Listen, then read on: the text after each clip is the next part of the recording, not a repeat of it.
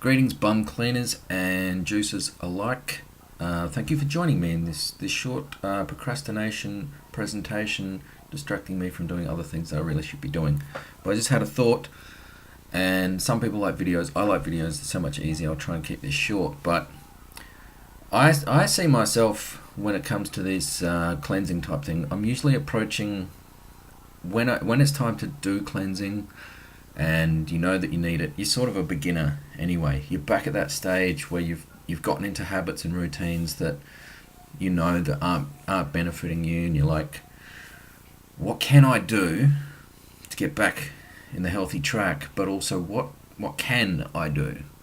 Because your habits, and I don't, there's a lot of info about parasites and the brain gut axis and connection, but habits are strong, and part of this health journey really isn't the information. And I guess me personally, when I share info and type on in the juice page and things like that, I probably come across as abrupt sometimes, or something of that nature. But don't worry, there's plenty of hugs and rainbows out there. But my thing is, boom, here's the information. Because the information, as far as I can see, when you start looking at people who are doing these activities and have some knowledge about them, your own personal experience, other people who had no experience and come into these sort of activities and have the results that aren't repeatable. I don't care if there's a peer-reviewed article from Pfizer telling me that a 7-day juice fast is good or bad, and I don't care if my GP knows about juice fasting or thinks that an accumulation after 35 years in the colon of waste material in a 7-meter tube, convoluted, twisted tube, doesn't exist, and say he's never heard of it. And I don't care what those people think. I look at people who get results, or what their results are, and try and learn from them, but of course putting it into action myself. So what is this little video all about? I just reading the juice page, and it seems at the moment, maybe I'm just tuning into it because that's where I'm at, and that's a lot of time how these things work. And but it's, do I juice fast? Do I colon cleanse? Do I have an enema? Do I get hydrotherapy? What's better? What do we do? Etc. etc. Where do I start? So like I was kind of started rabbiting on about, the information of what works is not the issue. It's sort of, mate, eat your veggies, all right? Grow up big and strong. For once there's something in the mainstream, consciousness that is for real. We all know fruit and vegetables and water and exercise and getting out, and doing the things we love and enjoy make us feel better. We know that. It's not an issue, and then the deeper you look into it, the connection between, like, a humble apple, for example, and the incredible amount of nutrients in there, and how it correlates directly with the nutrients that we need, it's not a big stretch that this is what we should be eating. And it's however we got here, monkeys on spaceships, or whatever, we grew out of the primordial sludge. We have this connection between the plant materials that are made of the same stuff we are, carbon, hydrogen, oxygen, stardust, whatever. Okay, we've got that connection. Fruit and vegetables are the things that are going to make us healthy. And so, from my point of view, that's not the issue. I know exactly what makes me healthy and makes me operate at just a much higher level. So I've experienced it many different times, but I've also fallen back into bad habits, and life just sort of takes over. I don't know what it is. I think I have parasites in me that know exactly how to drive the car and navigate the self-serve checkout and have me back home with junk food that I swore I don't want. I'm not into. But these are habits, But and that's where the complicated stuff comes in. That's where the difficulty is. The emotional connection between food and eating and lifestyle is complex, and it's different for everybody. But the one thing that's constant is the actual facts, the cause, and action and reaction. And if you jump in the water, you get wet. If you juice fast, you're going to experience a reduction in inflammation. You're going to have a massive increase in nutrients compared to what you had the following week, the previous week. You are going to experience a resting of the digestive system and have more freely available just energy, life energy, to go into healing. You're going to have less. After initial detox, you're going to have detox, that's another thing, but you're going to experience clearer thoughts. You're going to experience a sense of less calm, less chatter in the mind, less of the impulses and urges, that you have for food once you get over that hurdle of, these are all things that just happen. Okay, so when it comes to what do I do that's going to improve my health, any of the 7 principles of health, look them up with Tyler, embrace any of them and put them into action, and you will experience some positivity. If you change your diet, not at all, and simply increase your hydration and get out into the fresh air and sunshine and do some walking and exercise, that alone will improve things. If you improve your relationships, do a bit of weeding in that garden, that's going to help. If you are basically getting, let's say, fresher air, you freshen up your home, you start getting out into nature and breathing more, these kind of things, it works. You will see an improvement. But the thing that triggered off these random thoughts was, what is best? Do you do a colon cleanse? Do you do a juice fast? Do I do the colon cleanse this way or that way? It doesn't matter. It doesn't matter. Anything you do towards these 7 principles of health in the right direction are going to improve things. And I'm just trying to... I always think of things in metaphors and analogies and things like that. And, let's just say your car, for example. It's the only thing I think of. It's not a very good analogy, but what is better? A cut and polish or a wash? One without the other. You might go and cut and polish the car without cleaning it. It didn't come up, whatever. But they're different aspects with a similar goal in mind. And the colon cleanse versus juice thing, they're different. They will bring you different feelings, different results, but all heading towards the same thing, which is better function, more nutrition, less of those things that are creating acidity, a high amount of metabolic waste, causing you anxiety, causing you to feel sluggish and slow. Less of those things will be present when you're doing a juice fast. Less of those things will be present when you're doing the colon cleanse. You'll benefit from that. More nutrients will be present in a juice fast. More, probably for a lot of us, more nutrients in just the colon cleanse mix than what we're normally getting compared to our processed food lifestyle. Obviously, a combination of the two is the best. And if you are looking for, right, I know what's gonna work, I know what I'm gonna do, I would say you have to figure out what you can incorporate into your life realistically, what you're going to be able to do, rather than say, well, I'm going to do this and I'm going to research that and what's best and then do it for a day and it doesn't work out and you're like, yep, just didn't work. No, you didn't work. You weren't able to get your head around and your lifestyle around it and your mental approach. You didn't have a reaction to juice. You didn't have a reaction to the ingredient. Well, you did. So the other way around. The colon cleanse has nothing in it that's going to make you ill. Juices don't have things in them that are going to make you ill. It's about you making a shift and incorporating these things. And this video has gone too long, so I've probably completely lost the point of what I'm saying, and hopefully there's some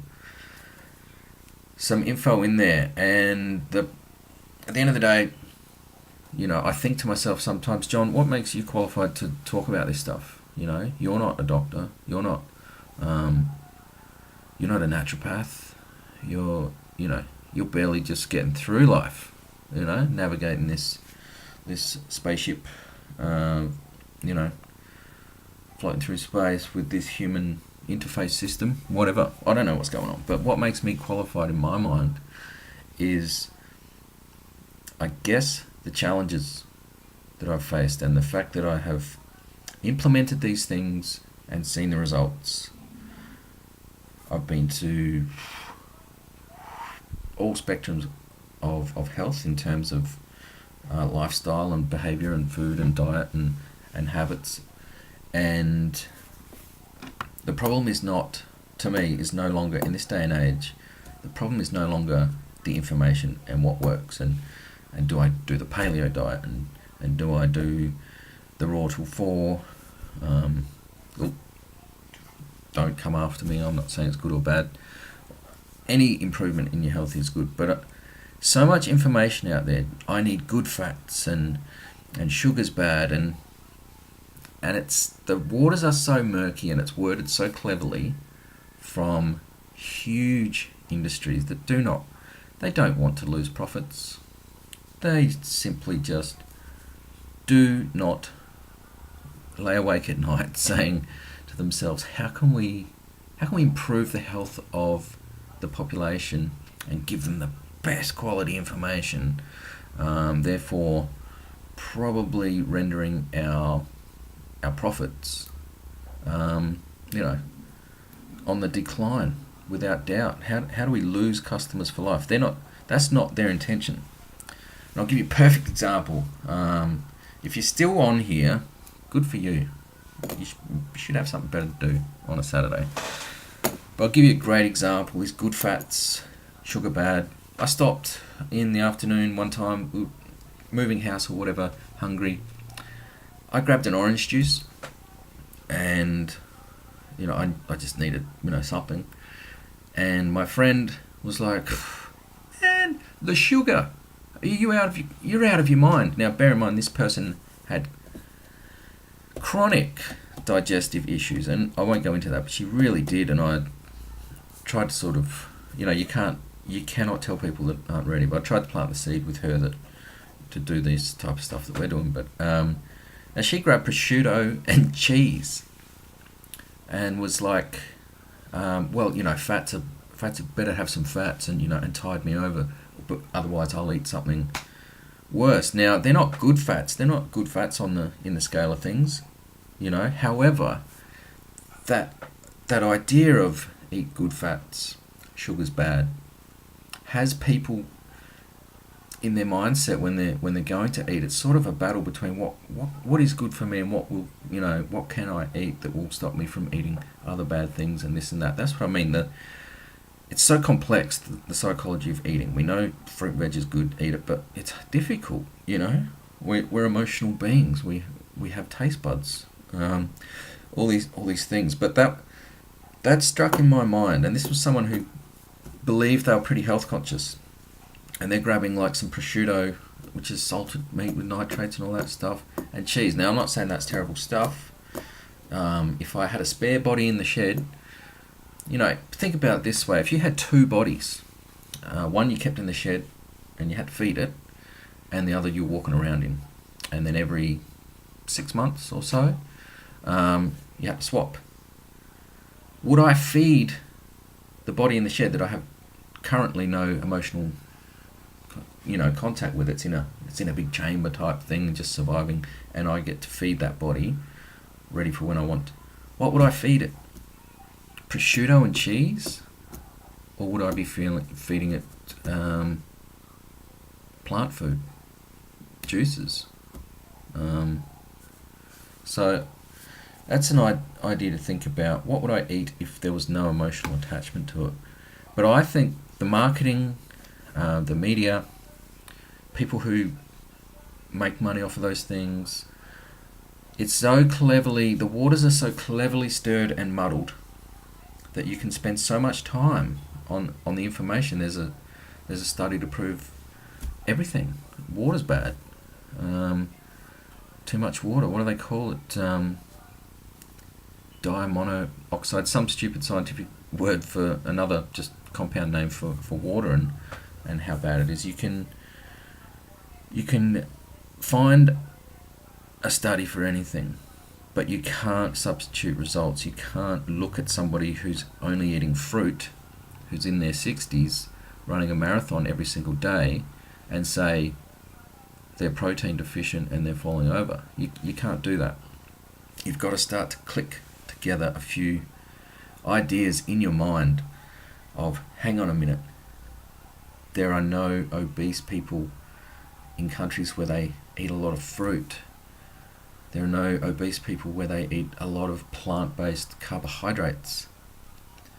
And yet, in my modern Western, highly advanced world, I'm being told carbohydrates are making me making me fat. But in particular, I should limit my fruit to 1 to 2 pieces a day because that will make you fat. And people are very, that's how it is right now. But if you stop and think, you've never met anybody in your entire life, or even heard about anybody, or even seen some type of propaganda type setup. You've never met anyone in your entire friggin' life that is obese because they're just like, oh man, I just love the fruit. Bananas, oranges, cherries, I just and they're big as a house. And actually the opposite is true. You look at fruitarians, people that only eat fruit or eat masses amount of fruit, they're skinny, but we tick in our minds, we somehow figure out why that is, they do a lot of exercise and that wouldn't work for me. And yet, time and time again, high protein, high fat, people are just not only overweight, but just struggling massively. So anyway, thank you for allowing me to not only procrastinate and avoid what I really should be doing, and now I should just crack on with that, but thank you for allowing me to share my ideas. If you've got any thoughts or comments or criticisms about that, cool, go for it. Drop me a line. But yeah, original question that was in my head was, what do you do? Colon cleanse, juicing. I would say they are different aspects they're different facets of the same diamond. You could put it like that. They do have different functions heading towards the same goal. Juicing, it can be argued that there's far too much sugar and there's no fibre, and we need fibre in our diet. Well, you're not talking about 20 years of just juice, which I'm not sure would be the worst thing. People survive on some pretty crazy stuff, cookie dough and soft drinks. But then the colon cleanse, it's not as packed with, nowhere near as packed with the bioavailable nutrients that are in juice, but they are both beneficial in their own way. So I would say, if you're deciding what to do, anything that Tyler is basically promoting, I've been following him for it's about 7 years or something like that. His dad Don, the Donster, the Don. And none of their information is questionable. The more you learn about all of these aspects of health and what is literally actually working, not what people are selling, more and more, and the more you research, it comes back to these principles of health that the Tolmans are teaching. Is they spot on. They work dramatically.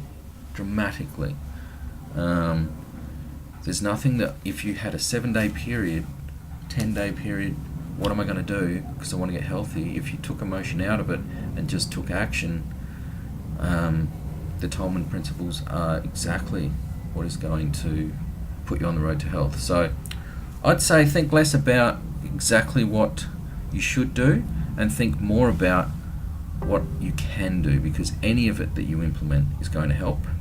And the trouble is not the information and what works and this and that, and I've got this type of body type, blood type, and this won't work for me.